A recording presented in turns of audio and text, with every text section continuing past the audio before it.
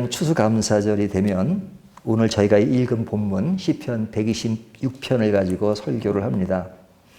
작년에도 이 본문을 가지고 설교를 했기 때문에 이제 올해가 되면 다른 본문을 좀 선택해야 되겠다라는 생각을 하다가도 또 이 본문이 주는 묘한 감성이 있습니다.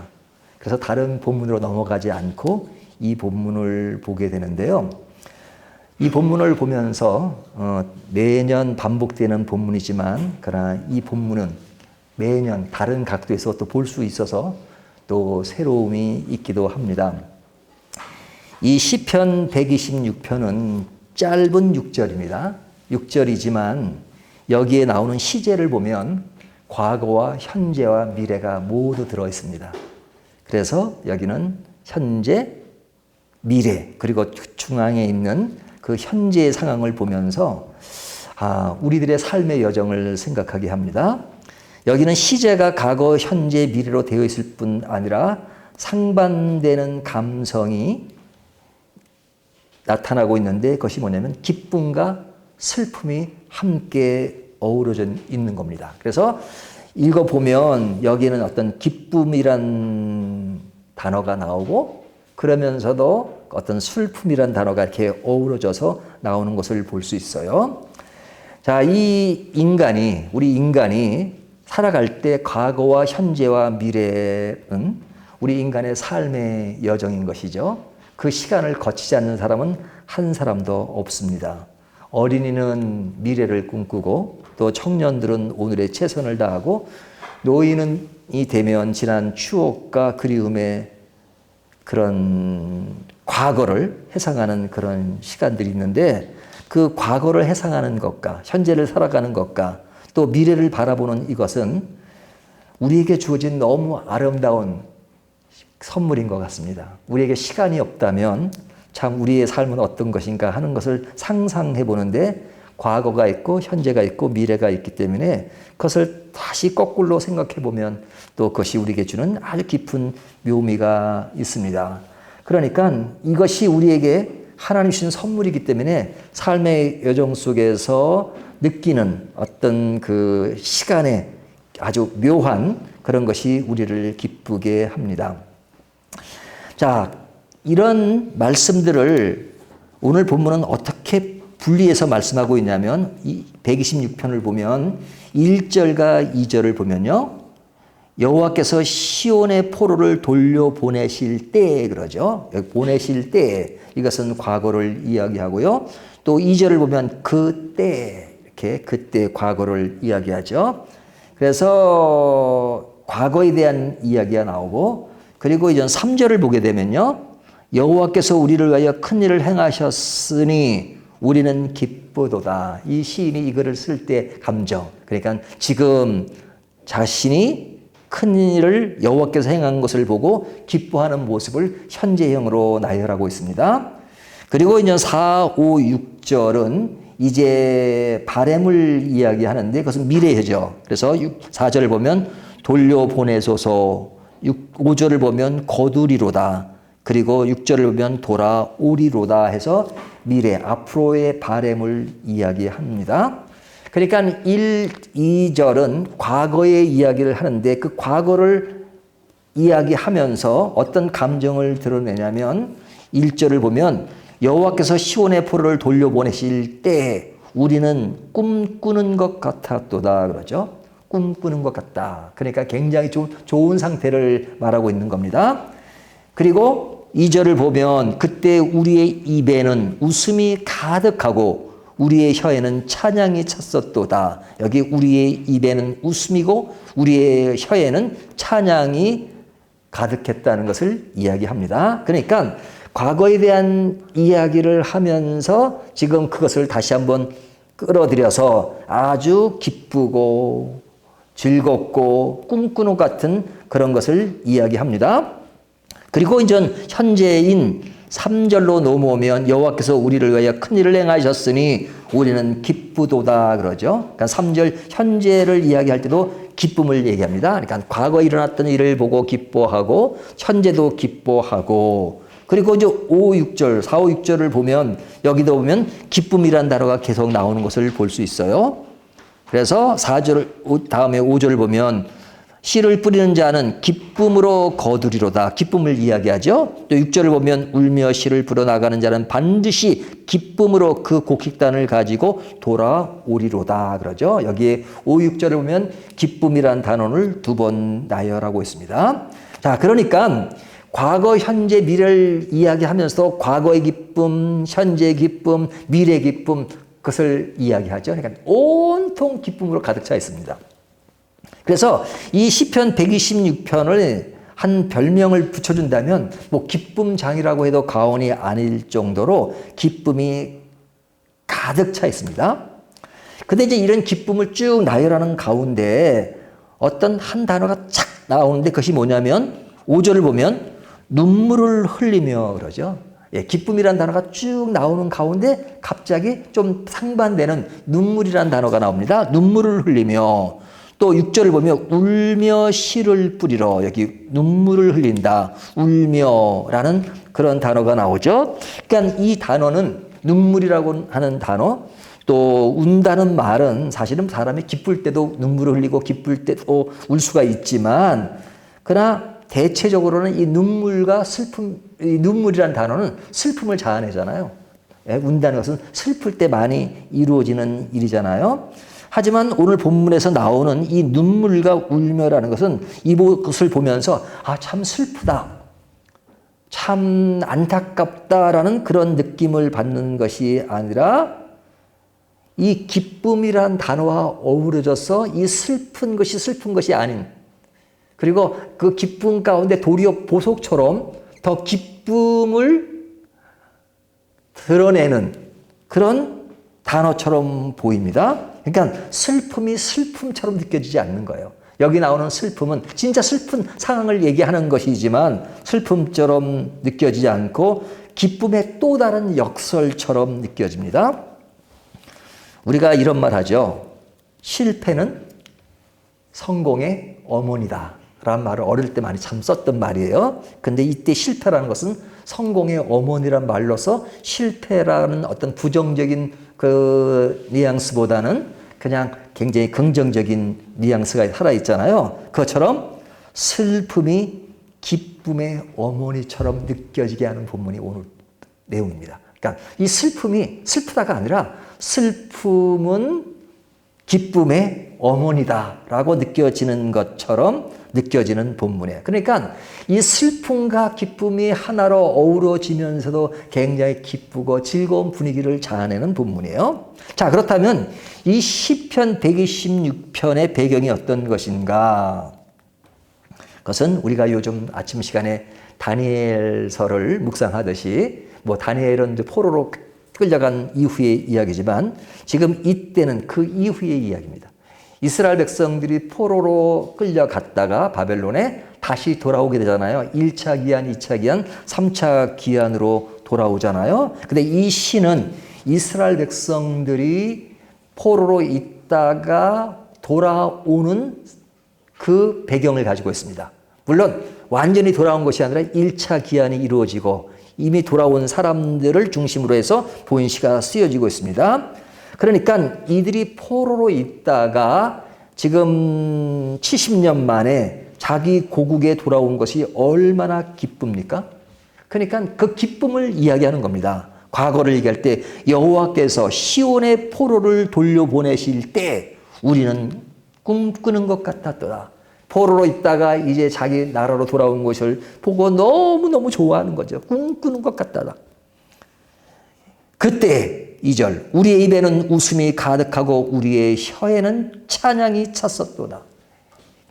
고국으로 돌아온 그 기쁨을 이야기하는 거죠. 이 기쁨을 우리가 성경을 보면서 아, 참 기쁘다 정도로 끝나는 것이 아니라 이들이 얼마나 기뻤을까. 이들의 기쁨 정도의 수준으로 우리가 같이 기뻐할 수 있다면 참 좋겠죠. 근데 우리가 실제 이 경험을 안 해봤기 때문에 이들의 기쁨이 어느 정도는지는 모릅니다. 그러니까 우리가 어떨 때는 막연하게 상상을 할 수밖에 없는데요. 남자들은 대부분 군대를 가잖아요. 군대를 갔다가 제대할 때쯤 되면 그 제대를 남기고 제대하는 그날에 갖는 그 기쁨. 뭐 그런 것을 상상해 볼 수 있죠. 근데 그 상상이 이것과는 비교될 수 없을 수 있을 수 있습니다. 하지만 그냥 어렴풋이 우리의 경험 속에서 그 사람들이 가졌던 기쁨을 상상해 보는 겁니다. 우리가 여자분들은 아이를 낳잖아요. 그 아이를 이 배 안에 10달 동안 가지고 있다가 그리고 탁 아이를 낳습니다. 아들을 낳든 딸을 낳든 나면 그때 그 느끼는 그 기쁨, 뭐 그런 것도 기쁨이라고 할 수 있죠. 그러니까 해방된 기쁨처럼 그런 아이를 보는 것. 그래서 우리가 아이가 태어나면 우리는 아이 잘 태어났어요 그러지만 영어식 표현은 영국 사람들은 그러잖아요. 애가 낳았으면 애가 잘 도착했습니까? 라고 표현하잖아요. 네? 아이가 잘 도착했냐고. 네? 뱃속에 있을 때는 볼 수가 없잖아요. 근데 그 아이가 태어나서 이제 세상에 나왔습니다. 그러면 사람들이 축하해 주기 위해서 아이가 잘 도착했나요? 그렇게 이야기합니다. 축하해 주는 거죠. 그러니까 이제 다시 보고 만난 것, 기쁨을 누리듯이, 기쁨을 얻듯이 지금 이스라엘 백성들은 오랜 세월 동안 바벨론의 포로로 있다가 지금 다시 돌아온 그 기쁨, 얼마나 크겠습니까? 성전을 잃고 나라를 잃고 주권을 잃고 너무나도 파란만장한 그런 시대적 난리 속에 있다가 내 땅을 찾은 그들의 마음은 우리가 경험할 수 없을 만큼, 그래서 우리의 경험을 동원해서 감성을 느껴볼 만큼 그들은 엄청나게 기뻤을 겁니다. 엄청나게. 그래서 표현하는 것이 1절에 보면 꿈꾸는 것 같았도다. 꿈꾸는 것. 2, 3절은 그때의 모습을 아주 리얼하게 표현하는데 우리의 입에는 웃음이 가득하고 우리의 혀에는 찬양이 찼고.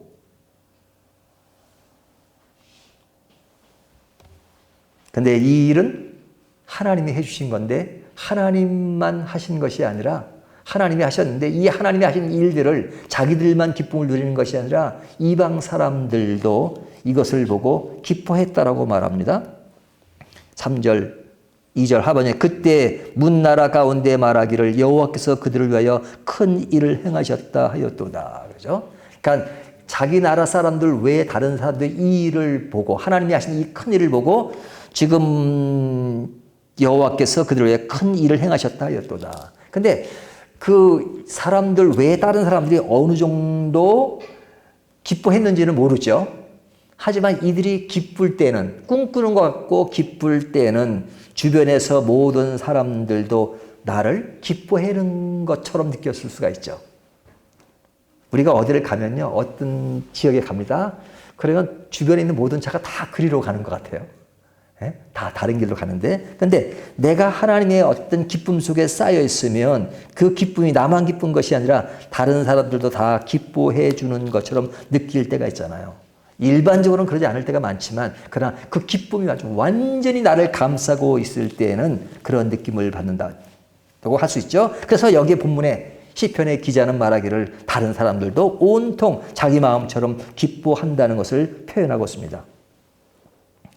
그러니까 그 기쁨의 중심에는 하나님과 자신들의 상태, 관계 이런 것들이 완전히 하나처럼 녹아져 있죠. 하나처럼 막 하나님이 기쁘고 또 하나님이 우리에게 기쁨을 주셨고 또 나도 하나님께 기쁨을 이야기할 수밖에 없고 그래서 온통 하나님과 한 개인 인간이 이렇게 하나로 어우러져서 서로가 완전히 기쁨에 휩싸인 그런 느낌을 줍니다. 그래서 오늘 본문을 자세히 보세요.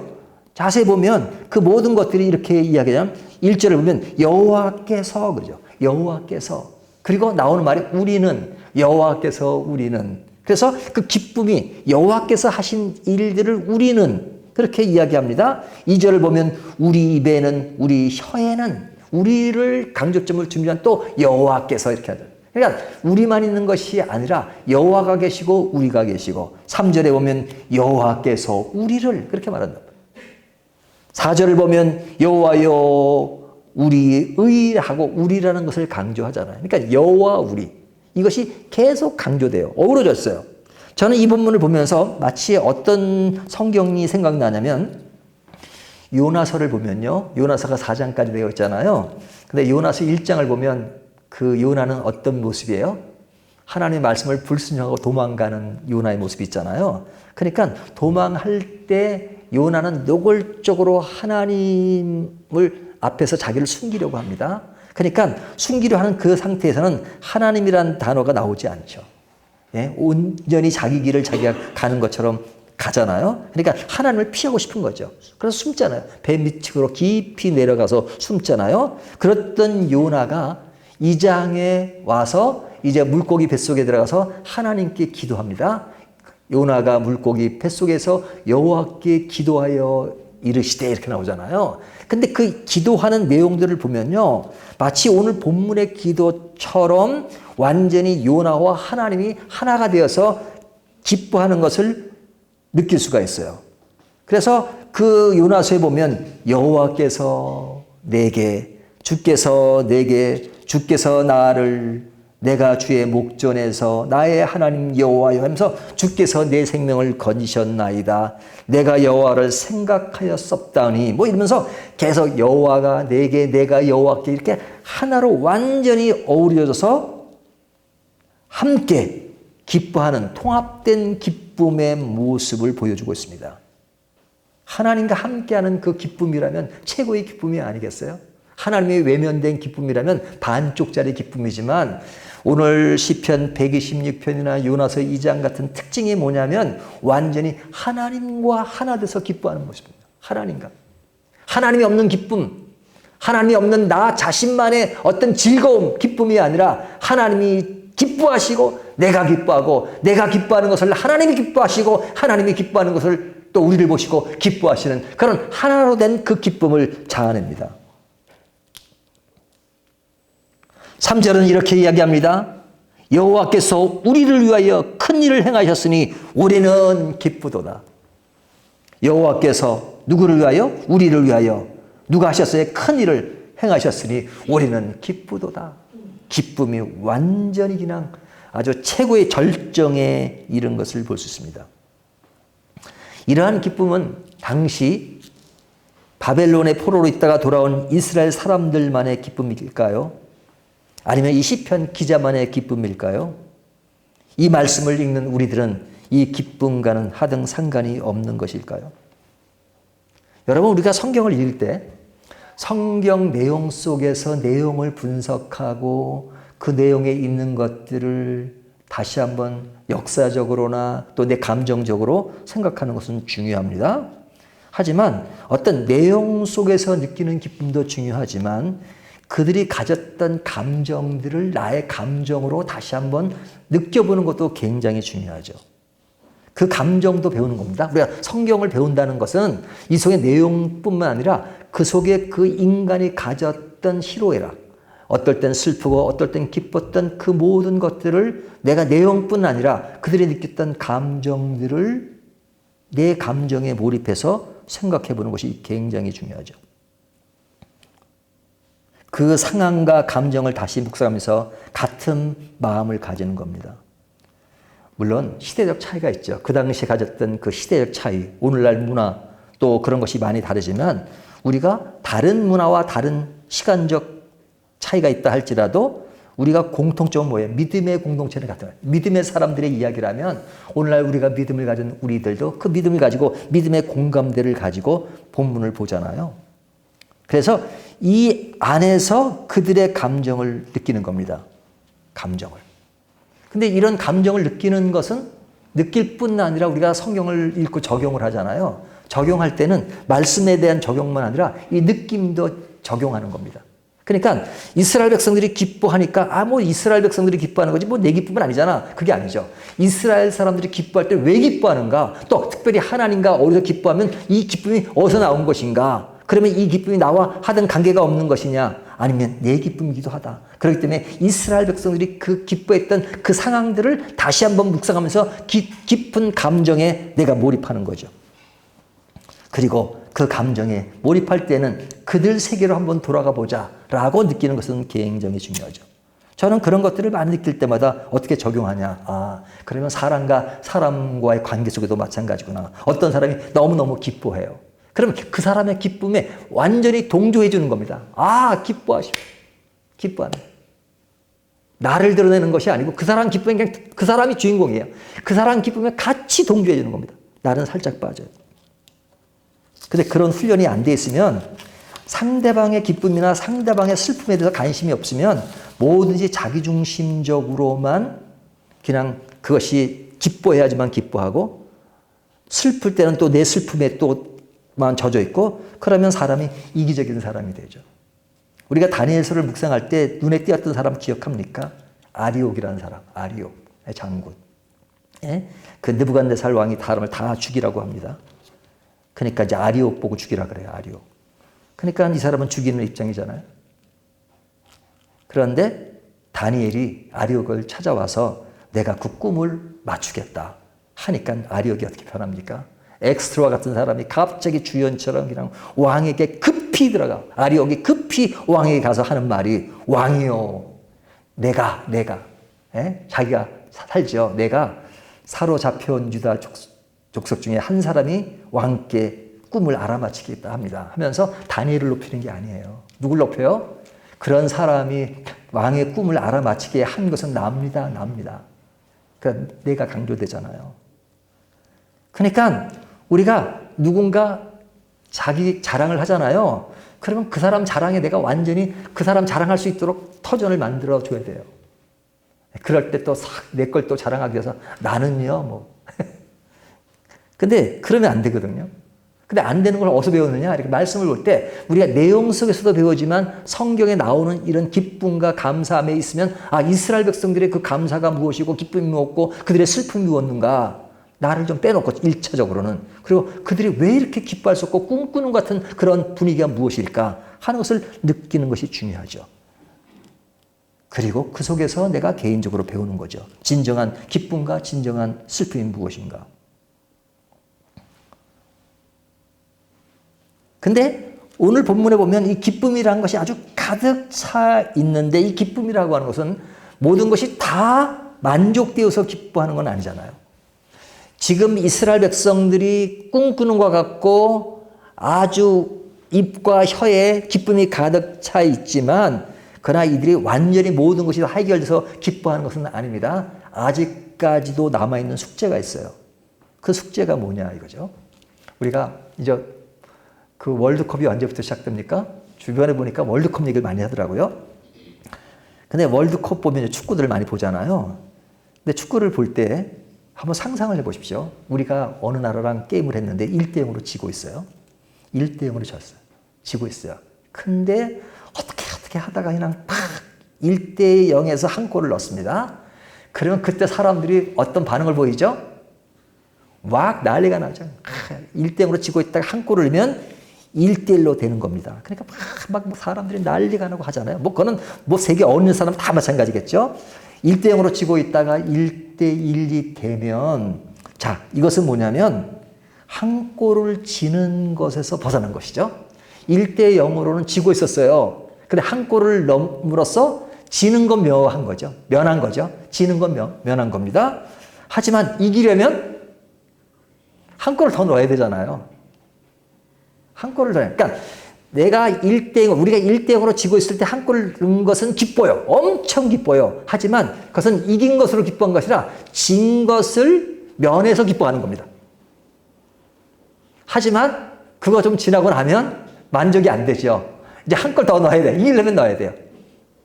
그러니까 한 골을 더 넣기를 기다리는 것. 그러니까 지고 있을 때 한 골을 넣은 것은 기쁨이지만 그러나 모든 것이 나를 만족한 기쁨은 아니죠. 예?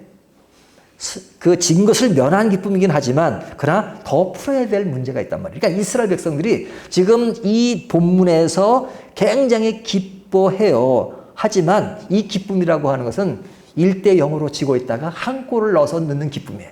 예? 이제 그런 포로로 있다가 포로 생활을 면한 그 기쁨이란 말이죠. 하지만 그 기쁨이 전부는 아니고 또 다시 그 다음 단계로 다시 찾아야 될 그 기쁨이 있는 겁니다. 그 기쁨이 뭐냐? 그것은 이스라엘 백성들이 바벨론에 있다가 한 번에 온 게 아니잖아요.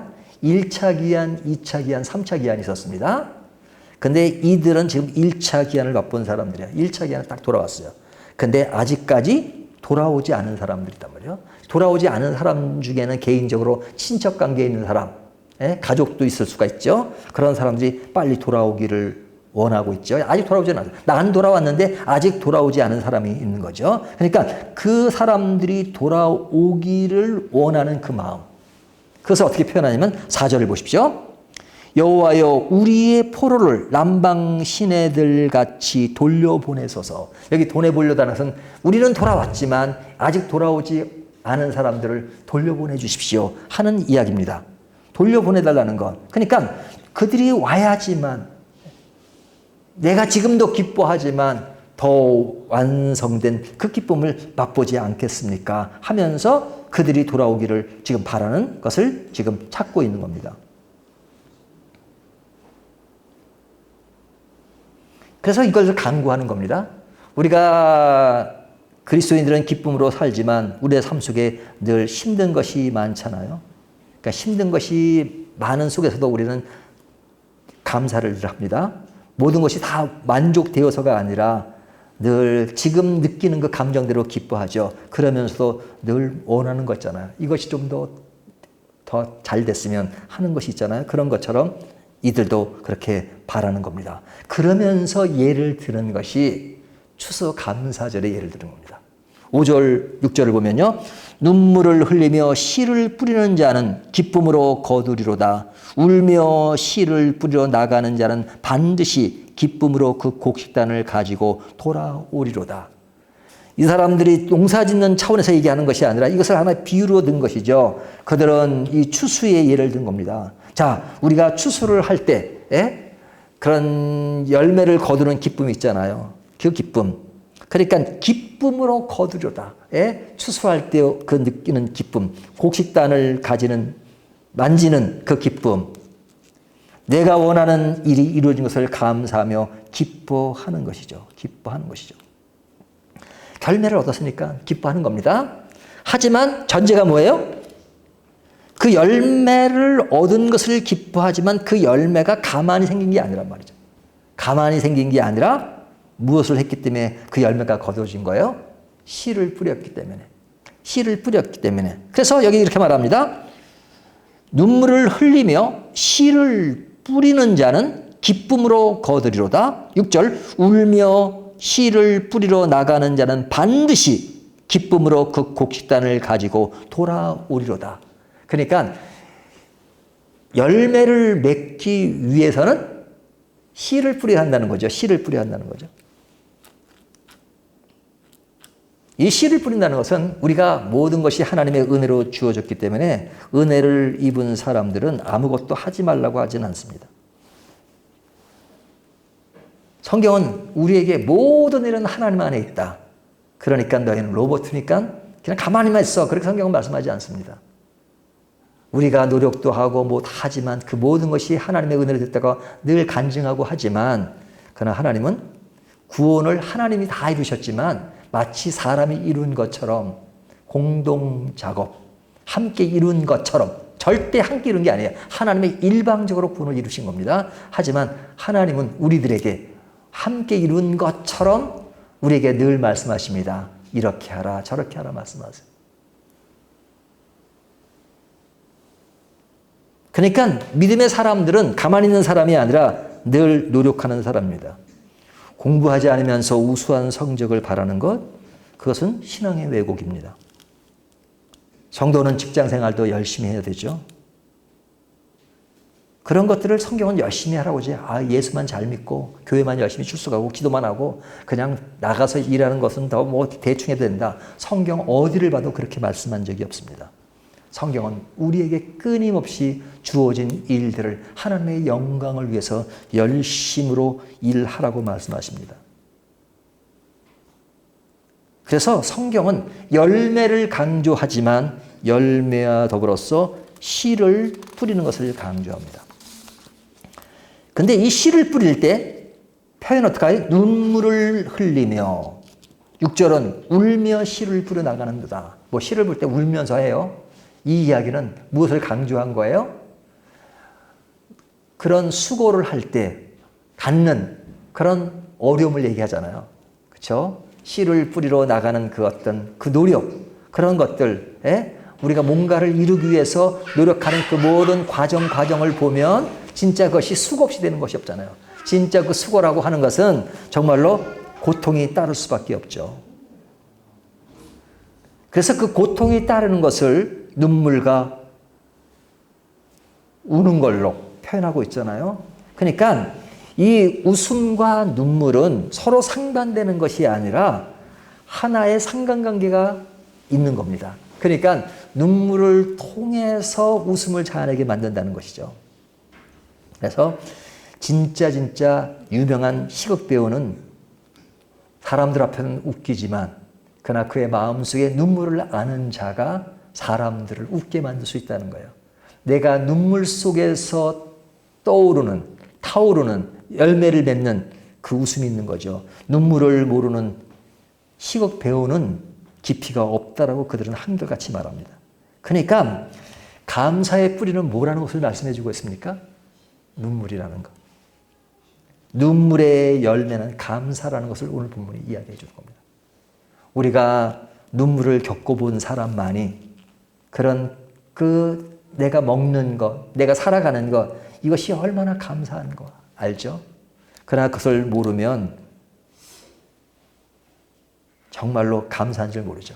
이스라엘 백성들이 가나안 땅을 갈 때 광야에서 처음에 그냥 먹는 문제를 신경 쓰고 올 때 딱 만나가 처음 내렸을 때 얼마나 감사했겠습니까? 하지만 그 광야 생활을 몇십 년 했잖아요. 그 광야에서 어떤 아이는 그 중간에 태어났어요. 태어나가 10살이 됐어요. 그러니까 얘는 태어날 때부터 그냥 매일 만나가 내려요. 그럼 만나에 대한 것이 너무 당연한 것처럼 생각할 거 아닙니까? 먹는 것은 그냥 당연히 먹어질 수 있는구나. 하지만 만나가 내리기 전 경험했던 사람들에게는 그 만나가 얼마나 귀한 것인 줄 알죠. 만나가. 근데 이스라엘 백성들이 가나안 땅을 딱 들어가니까 하나님이 만나 딱 내린 걸 중단하셨어요. 그때부터는 어떻게 먹고 살아요? 하늘에서 내려오는 특수한 상황에 하나님은 만나를 내려주시지만 이스라엘 백성들이 가나안 땅에 정복했을 때는 그들에게 농사를 짓고 또 수고를 해서 먹고 살게끔 만들었어요. 그리고 첫 열매를 거뒀을 때 그들이 얼마나 감사했겠습니까? 자, 이 이야기는 하나의 비유처럼 얘기하지만 1차 기한한 사람들은 2차, 3차 기한하는 것을 기다리면서 그들이 기한하기 위해서는 자기들이 가만히 있으면 기한하는 것이 아니라 그들이 돌아올 수 있도록 자기들이 노력하고 힘써야 되는 것을 이야기합니다. 그러니까 그들이 돌아올 수 있도록 우리가 눈물로 씨를 뿌리면 그들이 돌아올 수 있는 하나의 여건이 마련될 것이다 하는 것을 지금 노래하고 있는 겁니다. 우리가 아직도 어떨 때는 어떤 부분에서는 평안하고 좋은 상황에 놓여 있을 수 있습니다. 하지만 우리 주변에 그런 것을 경험하지 못하고 힘들어하는 사람들이 있다면 우리가 그들을 위해서 무엇을 심어야 되고 무엇을 눈물로 울며 씨를 뿌려야 되는가 하는 것들을 많이 생각합니다. 우리가 어떤 열매를 거두기를 원한다면 결코 눈물의 씨를 뿌리지 않고서는 결코 이룰 수 없다는 것을 오늘 본문이 말씀하고 있습니다. 오늘 우리 추수감사절을 맞이해서 우리는 기계적인 감사가 아니라 그 감사의 뿌리에는 눈물이 필요하다는 것을 다시 한번 생각하면서 우리가 이미 얻은 추수에 감사하고 그리고 또 내년을 위해서는 우리가 어떤 눈물을 뿌리면서 한 해를 보내야 되는가 하는 것을 다시 한번 생각하면서 추수감사절의 기쁨과 눈물을 함께 생각하는 저와 여러분이 되시기를 주님의 이름으로 축원합니다.